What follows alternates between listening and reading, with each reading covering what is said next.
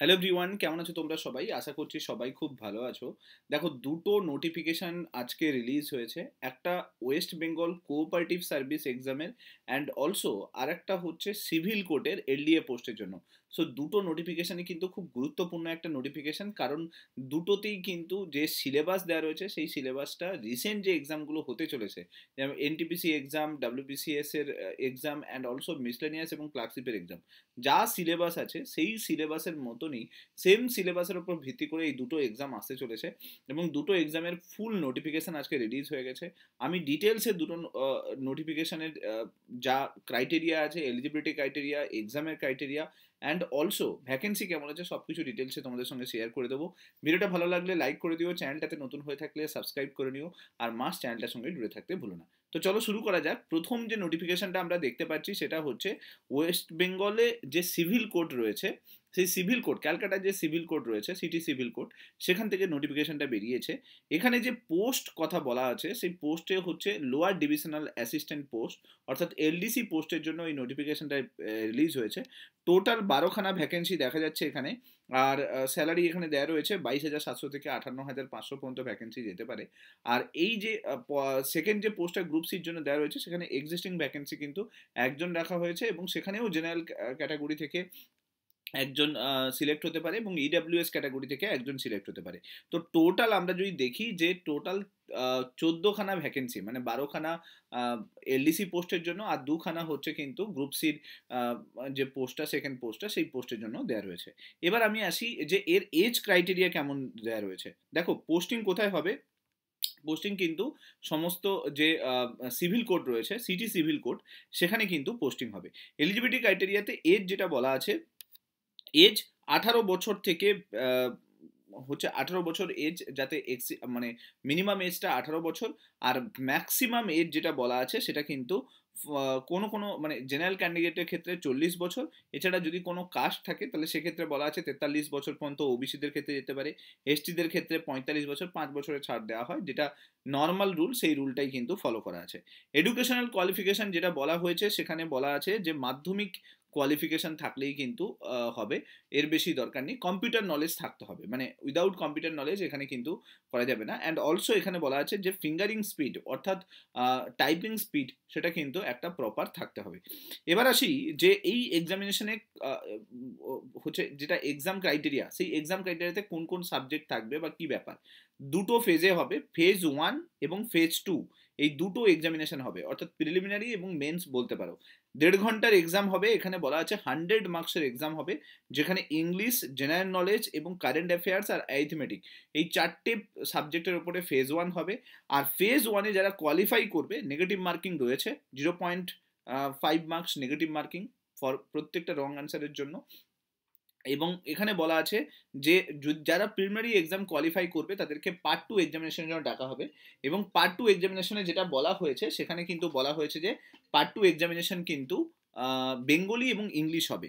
ঠিক আছে, এখানে বলা আছে 50 নম্বরের বেঙ্গলি আর 50 নম্বরের ইংলিশ কিন্তু লিখতে হবে। ঠিক আছে, এবার পার্ট 1 আর পার্ট 2 মিলে এখানে বলা আছে on the basis of paper 2 and paper 3, part 1 আর পার্ট 2 মানে যেটা মেন্স এক্সামিনেশনে বেঙ্গলি আর ইংলিশ, এই যে 100 নাম্বারের এক্সাম, তার ওপর বেস করে কিন্তু হচ্ছে ফাইনাল মেরিট লিস্ট তৈরি করা হবে। ঠিক আছে, এবং তার উপর বেস করে ফাইনাল মেরিট লিস্ট আসবে এবং সেই ফাইনাল মেরিট লিস্ট থেকে কিন্তু পরবর্তীকালে তাদেরকে, যারা টপ র্যাঙ্কিংয়ে থাকবে, তাদেরকে কিন্তু কানেক্ট করানো হবে। তো বেসিক্যালি প্রিলি এবং মেন্স দুটো পোর্শনেই হবে। দেখো, সামনে মিসলেনিয়াস আছে, ক্লার্কশিপ আছে, আমরা যদি দেখি ডাব্লিউবিসিএস আছে। যে কোনো এক্সামের তোমাকে প্রিলিমিনারি লেভেল তৈরি করতে হবে, সেটা কিন্তু এই এক্সামের সঙ্গে ম্যাচ করছে। অ্যান্ড অলসো আমরা জানি যে মিসলেনিয়াস মেন্স আছে, ঠিক আছে, ক্লার্কশিপ মেন্স আছে রিসেন্টলি। তো এই দুটো এক্সামে কিন্তু তোমাকে বেঙ্গলি ইংলিশ ভালো করে তৈরি করতে হচ্ছে। তো আলটিমেটলি বেঙ্গলি ইংলিশও তোমাকে ভালোভাবে তৈরি হয়ে যাবে পার্ট 2 এক্সামিনেশনের জন্য। তো তুমি দুটো জায়গা থেকে তৈরি হয়ে থাকবে। তো এই এক্সামের যে ফর্ম ফিল আপ, সেটা করা কিন্তু ঠিকঠাক আছে, মানে সামনের এক্সামগুলোর জন্য তোমাকে কিন্তু হেল্প করবে। এরপরে আসি নেক্সট যে রিক্রুটমেন্টটা এসছে সেটা এসছে কিন্তু কোঅপারেটিভ সার্ভিস থেকে, কোঅপারেটিভ সার্ভিস কমিশন, এখান থেকে রিক্রুটমেন্ট এসছে। এখানে কিন্তু ডিস্ট্রিক্ট বডি রিক্রুটমেন্ট করে, তোমরা জানো নদিয়া থেকে রিলিজ হয়েছে, হুগলি, মালদা, জলপাইগুড়ি, রায়গঞ্জ, যারা এই সমস্ত ডিস্ট্রিক্টে রয়েছে তারা কিন্তু এর জন্য অ্যাপ্লাই করতে পারো। এখানে অলরেডি বলা আছে, দেখো নদিয়া থেকে 7খানা ভ্যাকেন্সি রিলিজ হয়েছে, হুগলি থেকে 13খানা ভ্যাকেন্সি, মালদা থেকে 10খানা ভ্যাকেন্সি, জলপাইগুড়ি থেকে 2টো, আর রায়গঞ্জ থেকে 2টো। এরকমভাবে পুরুলিয়া থেকেও টোটাল 3খানা ভ্যাকেন্সি রিলিজ হয়ে রয়েছে। ঠিক আছে, জেনারেল ক্যাটাগরিতে বললাম, এবার বাকি ক্যাটাগরি এখানে দেখতেই পাবে। টোটাল ভ্যাকেন্সি এখানে লেখাই রয়েছে 20, 26, 4, 7, 6 এখানে ভ্যাকেন্সি দেওয়া রয়েছে। ঠিক আছে, এটা কিন্তু জেনে রাখো যে এই যে পুরো কোঅপারেটিভ সার্ভিস কমিশনের আন্ডারে কিন্তু এই এক্সামটা হয়। এবার এখানে এক্সাম ক্রাইটেরিয়া সম্বন্ধে আমি একটু বলে দিই। এখানে এজ লিমিট যেটা দেওয়া রয়েছে 18 থেকে 40 বছর পর্যন্ত এজ লিমিট রয়েছে, অর্থাৎ মিনিমাম এজ 18 ইয়ার্স হতে হবে, ম্যাক্সিমাম এজ 40 বছর পর্যন্ত যেতে পারে। ঠিক আছে, মিনিমাম আর ম্যাক্সিমামের এজ লিমিটটা এখানে দেওয়া রয়েছে। এসসি এসটি ওবিসি হলে তাদের যে ছাড় আছে সেটা কিন্তু বলা আছে। এবার আসি যে নেক্সট আসি যে এজ লিমিট হয়ে গেল, এবার এক্সাম ক্রাইটেরিয়া সম্বন্ধে আসি। একটু এক্সাম ক্রাইটেরিয়া এখানে দেওয়া রয়েছে কিনা একবার দেখে নিই। সিলেকশন প্রসিডিওর এখানে তুমি দেখতে পাবে যে টোটাল কিন্তু 100 মার্কসের এক্সামিনেশন হবে, যার মধ্যে 85 নাম্বারের কিন্তু প্রিলিমিনারি এক্সাম হবে, আর 15 নাম্বারের হচ্ছে ইন্টারভিউ এক্সাম হবে। অর্থাৎ 85 আর 15 টোটাল দুটো মিলে কিন্তু 100 নাম্বারের এক্সাম হবে। একবার ভালো করে দেখে নাও, এই যে 85 নম্বরের এক্সামটা হবে, অর্থাৎ এখানে বলা আছে স্টেজ 1 এবং স্টেজ 2, এই যে দুটো পার্ট দেওয়া রয়েছে। স্টেজ 1-এ যে সিবিটি এক্সাম হবে, এটা কিন্তু অনলাইনে কম্পিউটার বেসড টেস্ট হবে, যেখানে 85 নাম্বারের এমসিকিউ কোয়েশ্চেন থাকবে।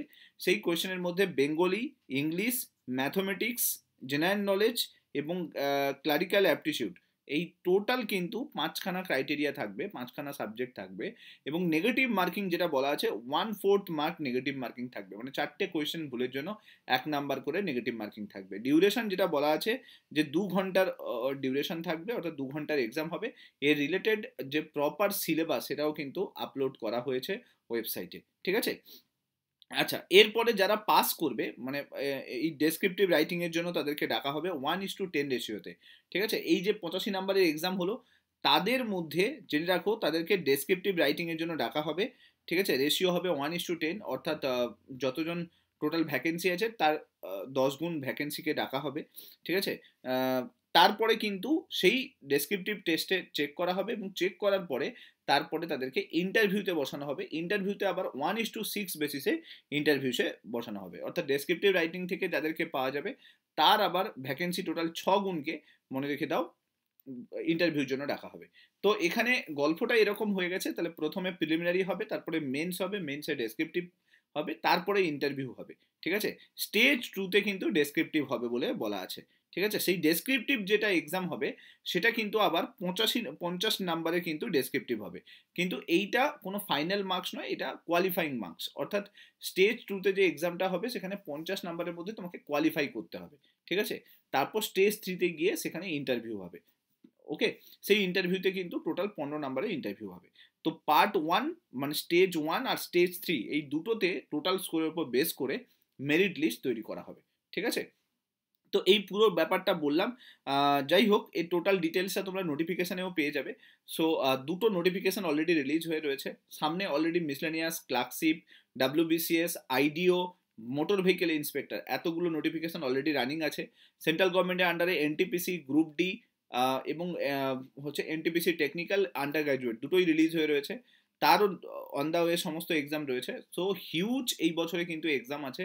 So be ready for that, কারণ সামনের যে এক্সামগুলো খুবই একটা ভাইটাল এক্সাম, যেগুলো তোমার লাইফকে ডিসাইড করতে পারে। সো তাই জন্য চেষ্টা করো যতটা সম্ভব এই মুহূর্তে রিভাইজ করার। জিএস ফোরাম অ্যাপে অনেকগুলো কোর্স রানিং আছে, মিসলেনিয়াসের ডেসক্রিপটিভ রাইটিং কোর্স, ক্লার্কশিপের ডেসক্রিপটিভ রাইটিং কোর্স, রিসেন্টলি এনটিপিসির ক্লাসও কিন্তু স্টার্ট হয়েছে, এনটিপিসির ব্যাচও রানিং আছে।